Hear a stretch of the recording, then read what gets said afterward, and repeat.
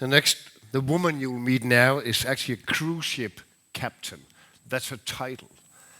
Although she doesn't work on a ship, and she doesn't work with anything that has to do with sailing.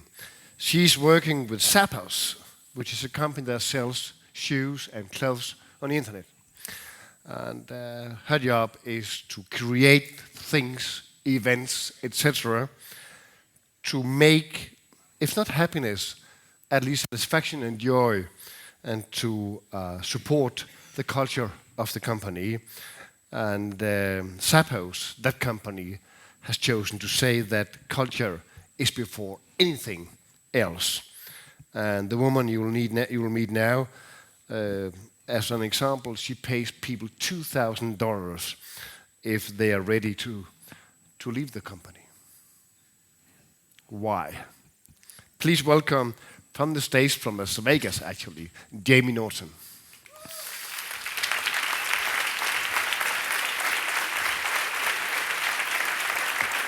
Thank you. Hello, how is everyone doing? Good. I had fun watching you sing. I didn't know what you were saying, but it sounded good. Well, my name's Jamie, and I'm going to tell you a little bit about our company. But first, I want to tell you a little bit about me. So I joined Zappos.com in 2004, and I had a human resources background. I've been in HR for about 10 to 12 years. Most of the time, I did recruiting, which was a lot of fun.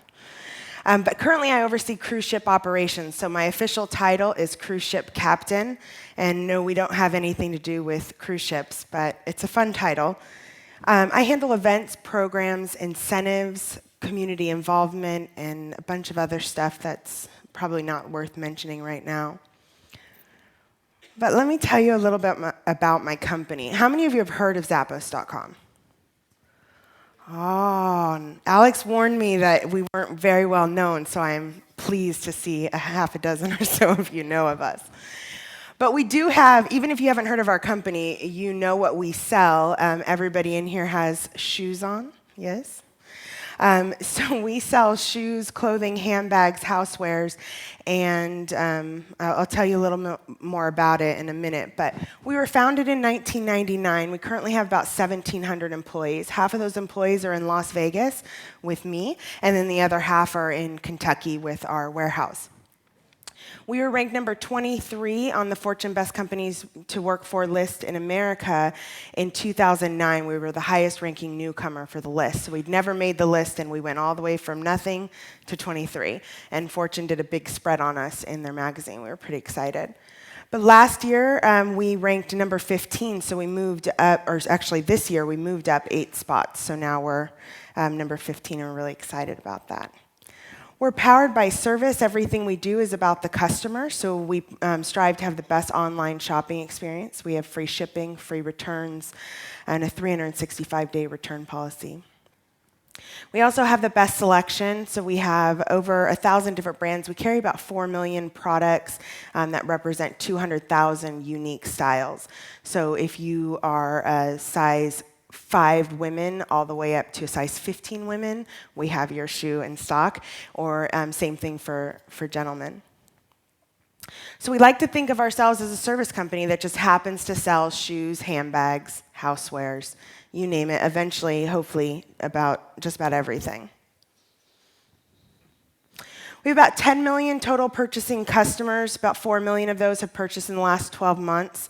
That's roughly about 2% of the United States is a customer of ours.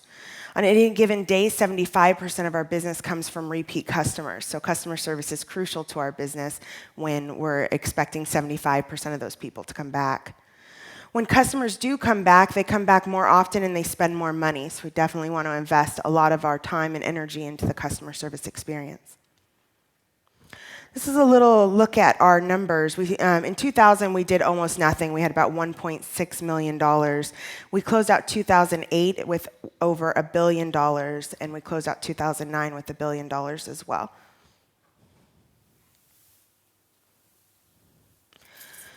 So there's a few things that we've learned with customer service. What our customers see first when they come to our website is that our phone number is listed on every single page. Have any of you gone to a website and tried to contact the call center, and you had to dig and dig and dig, and then you went to contact us, and an email popped up, and you're like, I don't want to email you. I want to talk to you. So we want to talk to our customers, so we put our number on every page.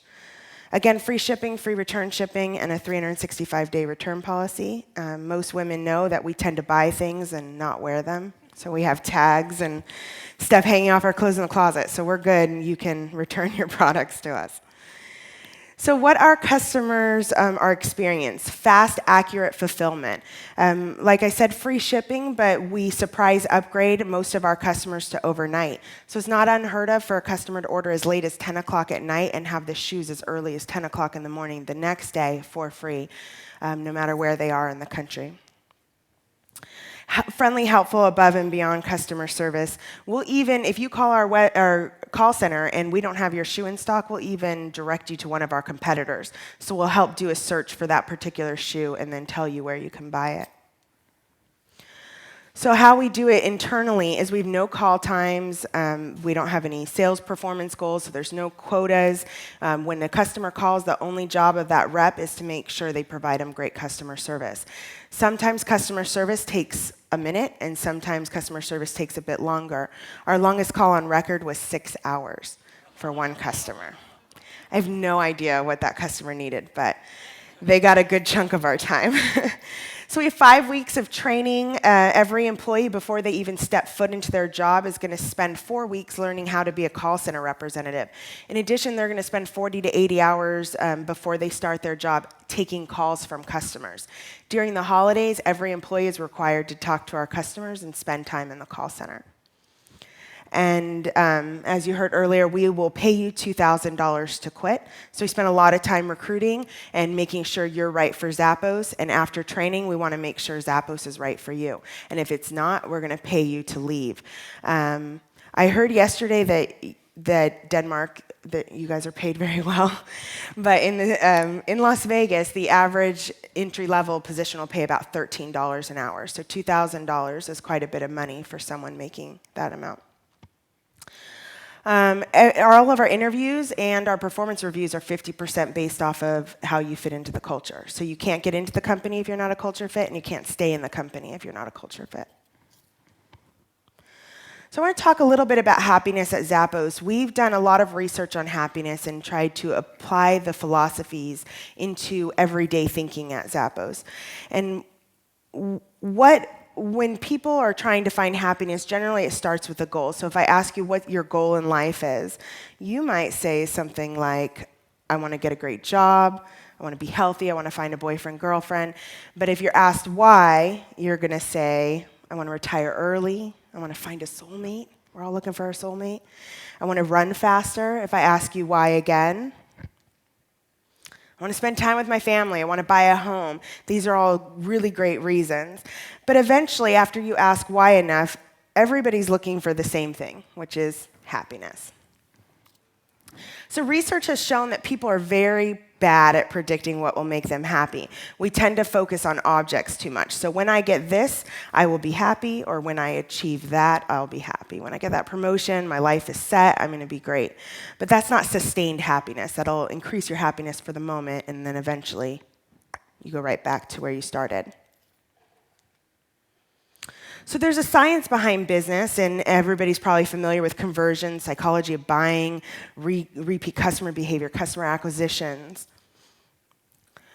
But there's also a science behind happiness. So what if everyone spent 10% of their time studying how they could be more happy?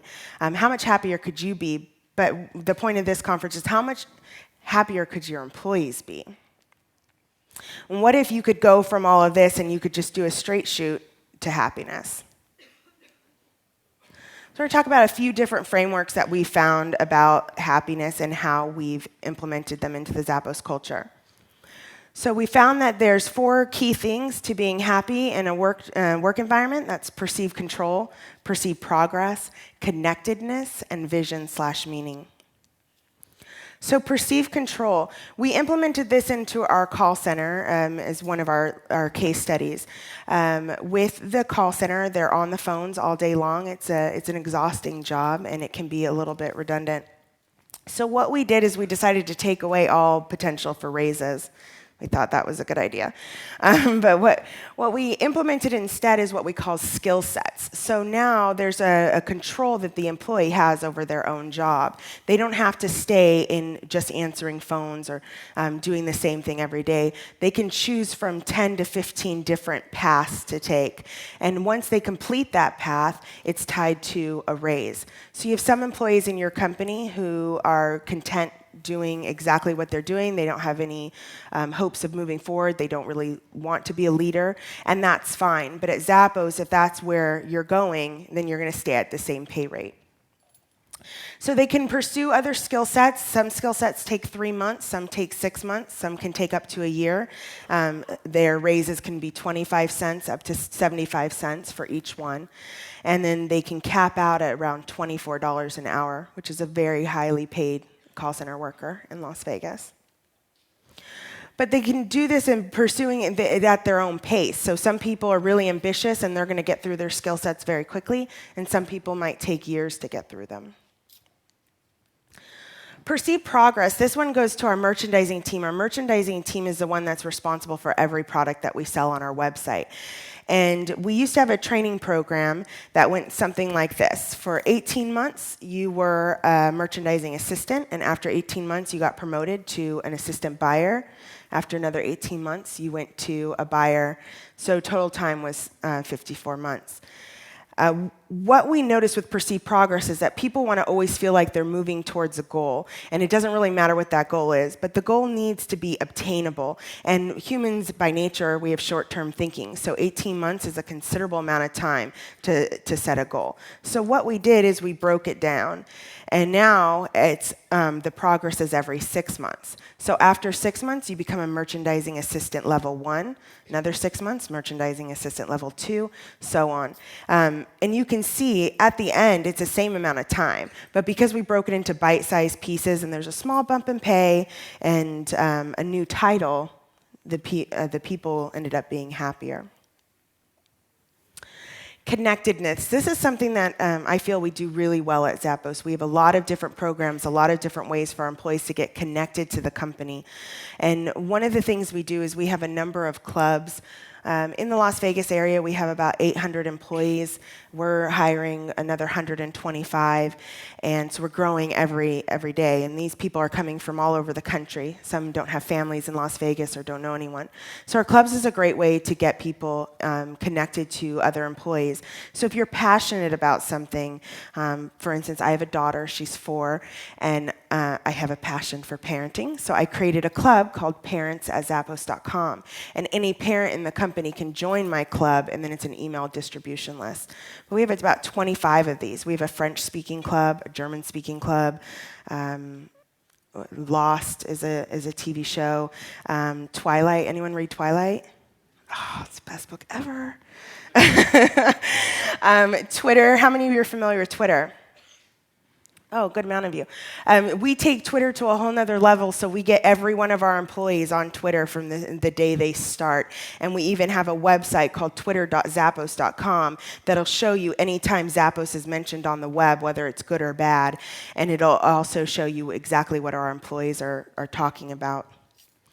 We require all managers to spend 10 to 20% of their time outside of the office with their employees. This generally tends to be in happy hour environments. Sometimes we go to our boss's house and have swimming parties or what have you. But 10 to 20% of the time, you have to not be doing business with your employees. And we have a lot of events, and there's one thing Zappos employees love, and that's alcohol. So we have a lot of happy. By the way, I tried some alcohol yesterday, and I'd never tasted anything like it, and it was amazing. So I'm going to bring some back for my husband. You have good alcohol out here. All right, the last thing is vision and meaning. So when we started out, our focus was on having the best selection of shoes. If you wanted it, we wanted to have it on our website. But then when we realized no one wanted to sell to someone they'd never heard of, the shoe business is a lot like Hollywood. It's really hard to get into. We decided the only thing we can do is focus on customer service. So we switched gears, and now everything was about customer service.